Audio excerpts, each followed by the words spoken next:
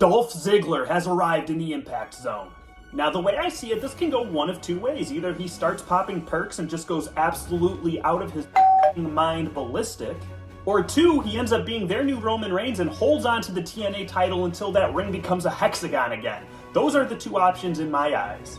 Either way, it's good to see Nick Nemeth back in professional wrestling, and at least you can say that his TNA Impact debut was a hell of a lot better than his WWE one. Tony Khan seems to think that Jinder Mahal is not as deserving of a world title opportunity as Hook is. Now let's think about this for a second. Jinder does lose more often than Hook. I don't think that's debatable by anybody. But Jinder is also a former world champion, unlike Hook, whose only title in AEW out of the 800 bajillion titles they have is a made-up one.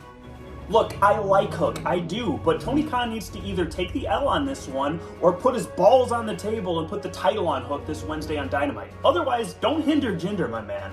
It's evident that the entire locker room does not like the Bloodline. Jimmy Uso and Solo could not find a third partner to save their life for that main event. So if the Bloodline is vastly outnumbered by people who just don't like them, why don't these people come together for a common goal, get rid of the Bloodline, be done with it, and then no more interference in these big title matches? It's so simple. It just makes me shake my head at how far we've fallen as a company. They used to be united. I remember the days when the entire locker room, feuding or not, would come to the ring and do their finishing move on Vince McMahon, the owner of the company. What, nowadays everybody's too scared of the part-time champion and his two cousins to do anything about it?